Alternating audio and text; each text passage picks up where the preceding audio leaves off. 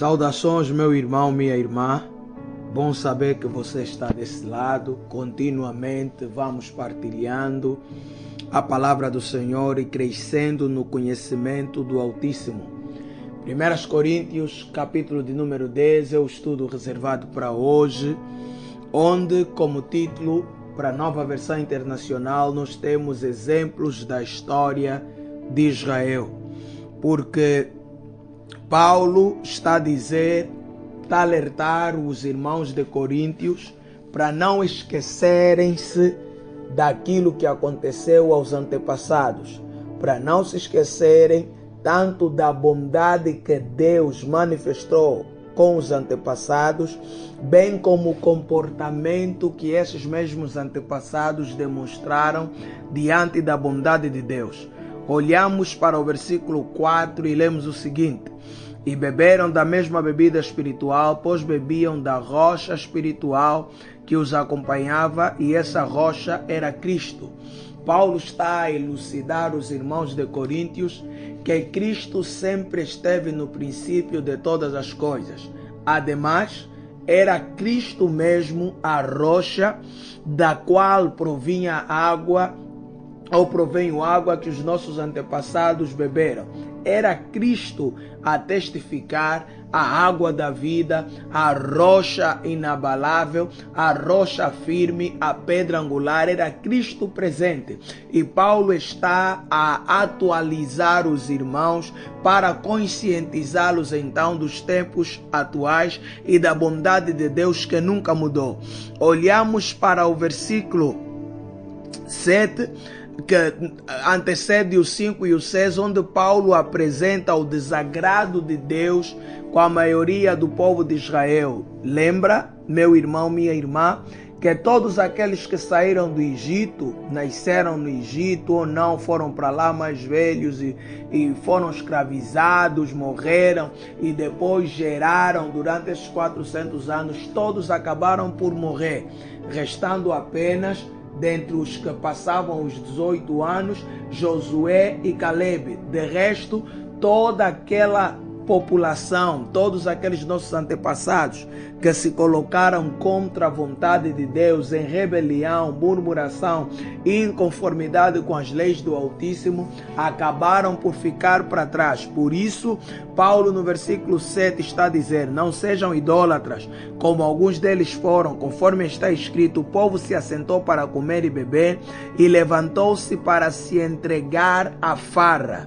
Levantou-se para se entregar à farra em Êxodo 32:6. Isso Paulo está querendo dizer o quê? O povo sentou-se para comer. Quem providenciou a comida? O Senhor. O povo sentou-se para beber. Quem providenciou a bebida? O Senhor. Mas quando o povo se levanta, deveria se levantar para dar graças a Deus e celebrar, mas não. O povo se levantou para a farra. Paulo tem a intenção aqui de apresentar a ingratidão dos nossos antepassados. Por mais que Deus demonstrasse bondade, parece que os antepassados sempre davam um jeito de desprezar a bondade, a grandeza da misericórdia de Deus. Por isso, olhamos de igual forma para o versículo 9, quando Paulo aconselha, antes do versículo 8, ele aconselha a não praticarmos a imoralidade, porque tais práticas como as outras que Deus reprova levaram os nossos antepassados a perecerem no deserto. Olha para o versículo 9, está escrito o seguinte: não devemos pôr o Senhor à prova como alguns deles fizeram e foram mortos por serpentes. Versículo 10, e não se queixem como alguns deles se queixaram e foram mortos pelo anjo destruidor. Vamos primeiro ao versículo 9. Não colocar Deus à prova. O que é colocar Deus à prova? Meus irmãos, eu gostaria de dar um exemplo pessoal. Houve uma época da minha vida em que eu precisava que Deus me abençoasse. E como Deus não me abençoava, eu disse para Deus: pronto, se o Senhor não me abençoa, então eu vou viver uma vida de pecado, e fica assim. Ou o Senhor me abençoa para que eu ande corretamente, ou não me abençoe, eu vou fazer da minha vida o que quiser e o Senhor não tem nada a ver com isso. E eu percebi ao longo dos últimos anos, dos últimos dias, e lendo sobretudo esse texto, que eu estava colocando Deus à prova. Eu estava como que a fazer um toma lá da cá para o Senhor, e isso não existe. Quando andamos em pecado, somos nós os prejudicados. Quando andamos em santidade, somos nós os beneficiados. A forma como vivemos a nossa vida não influencia na natureza de Deus. Pelo contrário, é através da forma como vivemos que a natureza de Deus se manifesta, ou no amor, ou na sua ira para aqueles que desobedecem. Dessa forma, meus irmãos, é que Paulo está a aconselhar para não pôr Deus à prova. Não adianta considerar pecadinho, não adianta considerar quase pecado, não adianta. E eu muitas vezes, eu confesso para vocês, meus irmãos, que eu já pequei consciente de que estava a pecar e que no dia seguinte haveria de me arrepender. Eu já muitas vezes pequei consciente e dizia para o Senhor: Pai, eu não tenho como resistir a essa tentação. Eu vou ceder, mas amanhã a gente conversa, amanhã a gente resolve. E infelizmente ainda dá a tentação de fazer isso muitas vezes. Talvez você, meu irmão, minha irmã, se reveja nessa posição. Por isso o aconselho: fuja dessas tendências, fuja dessas práticas, não coloque Deus à prova. Por quê? Porque tudo que o homem semear, o homem vai colher. O versículo 10: não se queixem como eles se queixaram. A murmuração é um pecado terrível. Por quê? Porque as queixas e as murmurações às vezes nos fazem esquecer da bondade de Deus. Ou seja, nós queremos uma viatura, por exemplo, e não conseguimos ao longo de um tempo aquela viatura, mas com muita oração e trabalho conseguimos a viatura. E de repente percebemos que outras pessoas estão a ter outras viaturas, né? E nós também queremos já uma outra. Está difícil de conseguir uma outra viatura. Então ficamos desgostosos com Deus. Nos queixamos e murmuramos: por que o Senhor não me abençoe? Os outros conseguem ter outras viaturas e eu não consigo. Enfim, aquilo que era bênção agora já não é. Foi o que aconteceu com o povo quando viu o maná, comeu e se alegrou. Mas depois, em algum momento, faltou água, já estão a reclamar e a pensar na vida do Egito. A murmuração e a queixa têm esse perigo de nos tornar ingratos, de fazer com que nos esqueçamos de tudo aquilo que anteriormente Deus fizera em nossa vida. Meu irmão, elimine a queixa da tua boca, elimine a murmuração da tua boca. Cá em casa temos feito um jejum, falhamos muitas vezes, mas temos intenção de continuar, e o nosso jejum é permanente, é o jejum da não murmuração, da não reclamação. Está tudo bem? Glória a Deus. Não está? Glória a Deus. É difícil e muitas vezes falhamos, mas é algo que temos a intenção de continuar, porque Deus detesta a murmuração, Deus detesta queixices, porque sobretudo elas trazem a tonalidade da ingratidão. Quando queremos uma coisa e não estamos a conseguir, pronto, Deus não está a olhar para nós, Deus não nos quer bem, Deus não nos ama, e nos esquecemos da bondade de Deus para conosco lá atrás. Por isso, fuja desse espírito, fuja dessa tendência. Para todas essas coisas que vão acontecendo a nível do equilíbrio e da santidade, Paulo está a apelar no versículo 12. Aquele que julga estar firme deve se cuidar para não cair. Se você julga a tua relação firme com Deus, se você julga ter um posicionamento social aceitável, cuida-te para não cair. Está a ser fiel à tua esposa, não vacile, não entre, não se coloque em tentação, não se coloque à prova. Cuida-te para não cair. Tem um domínio financeiro bem apurado, bem sistematizado. Então cuida-te para não vacilar. Por que Paulo está a dizer isso? Porque a altivez muitas vezes invade os nossos corações. E em que momento é que a altivez invade nossos corações? A altivez invade os nossos corações quando começamos a nos sentir autossuficientes, quando começamos a nos sentir que damos conta do recado e da situação. Então a altivez nos invade invade, nos cega e parece nos tornar sob o domínio da situação, mas não é bem assim. O único que tem o domínio completo de todas as situações é Deus. Por isso, cuida-te. E cuidar-se para não cair significa permanecer vigilante e a dependência total da boa, perfeita e agradável vontade de Deus. Por quê? Porque todas as tentações que advirão a nós nesta vida, Deus permite porque Ele nos capacitou para suportá-las. Se há alguma tentação a enfrentarmos na vida, Deus nos deu a capacidade de percebermos nossas fragilidades e fugirmos dessas situações. Por isso, Ele providencia sempre um escape. O escape garante que em meio à tentação nos socorramos ao Espírito Santo e Ele, na sua sabedoria infinita, inteligência infinita e conhecimento infinito, nos dá insights, nos dá caminhos, recursos para contrapormos determinada situação. Por isso, Deus não nos quer tentar. Ele nos permite que a tentação apareça não para nos pôr à prova, não, mas para nos transmitir a ideia do cuidado, de que continuamos na terra e que os ataques não vão parar, porque Deus não quer filhos mimados, relaxados e ociosos.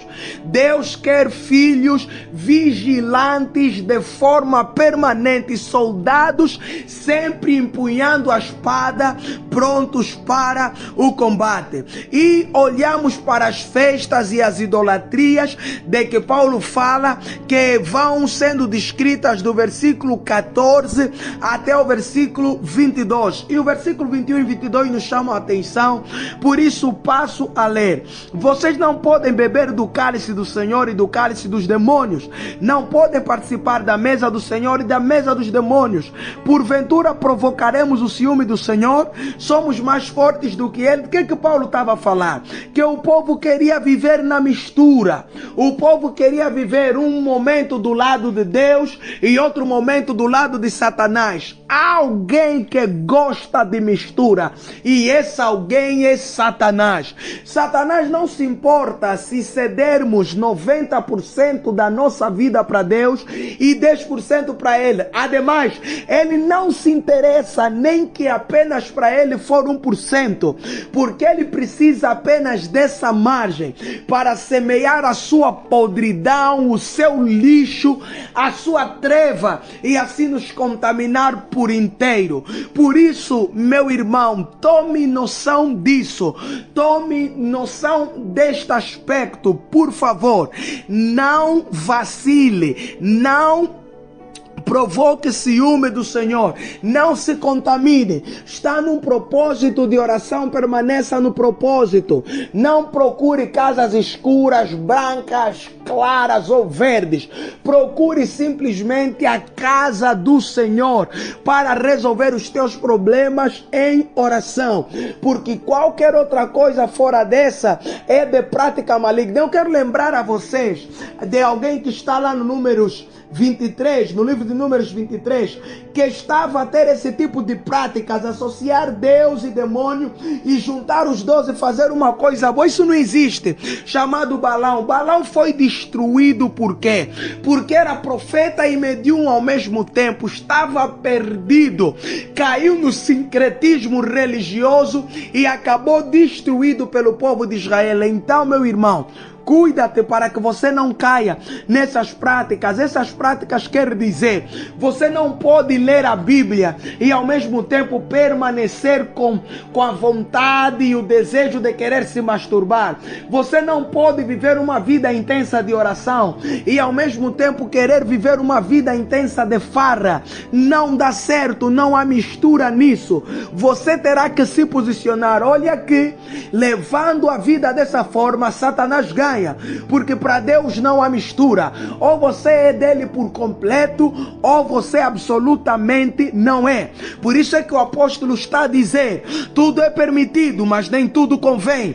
Tudo é permitido, mas nem tudo edifica. Ninguém deve buscar o seu próprio bem, mas sim o dos outros. Comam de tudo o que se vende no mercado, sem fazer perguntas, por causa da consciência, pois do Senhor é a terra e tudo que nela existe. Então, o apóstolo está a dizer o quê? Não temos a liberdade para decidir fazer. Temos a liberdade para decidir fazer tudo, mas não temos a liberdade para fazer o que quiser.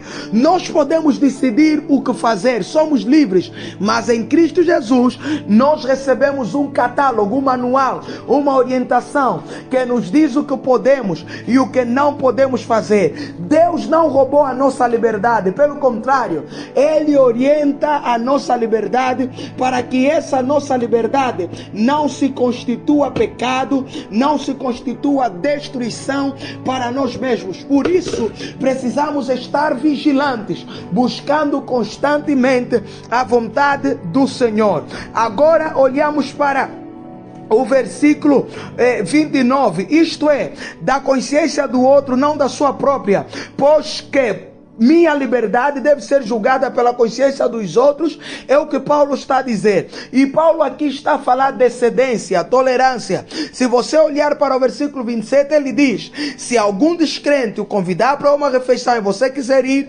coma de tudo que for apresentado, sem nada perguntar por causa da consciência. O que é que Paulo está a dizer? Nós temos equilíbrio e maturidade suficiente para respondermos à vida, para respondermos a cada situação, mas nem todos têm. Por isso, precisamos olhar para a atitude de cedência. Paulo está a dizer: não devemos viver na perspectiva dos outros, querendo fazer aquilo que aos outros agrada. Pelo contrário, se eu deixar de fazer uma coisa por causa do meu próximo, não é porque quero agradá-lo, mas é que por amor a Jesus Cristo, eu não quero escandalizá-lo, porque eu tenho paz com Deus em minha consciência e eu sei o que devo ou não fazer, e eu sei o que é ou não pecado. Por isso é que Paulo está a dizer assim: quer vocês comam, quer bebam, quer façam qualquer outra coisa, façam tudo para a glória de Deus. É o que Paulo está nos apelando o tempo todo.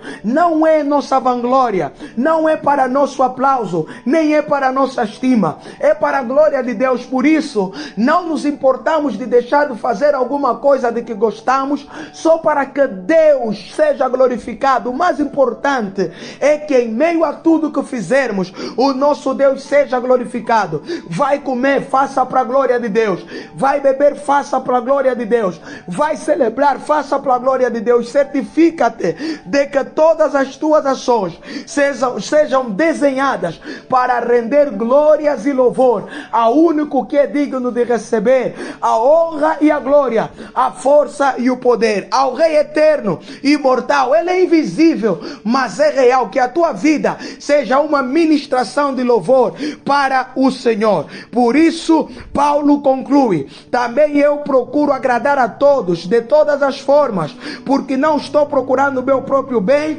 mas o bem de muitos, para que sejam salvos. Tolerância, cedência, amor, compaixão é o que o apóstolo nos prega. Por isso, moldamos a nossa vida na estatura do varão perfeito, para que através de nós muitos sejam atraídos para a cruz. Por isso, meu irmão, policie a tua boca, policie a tua mente, o teu corpo e na forma como você é, garantindo que a tua conduta e a forma como você vive a tua vida vá atrair pessoas para o reino da luz. Deus, o nosso Pai, te abençoe e te guarde em o nome do Senhor Jesus Cristo.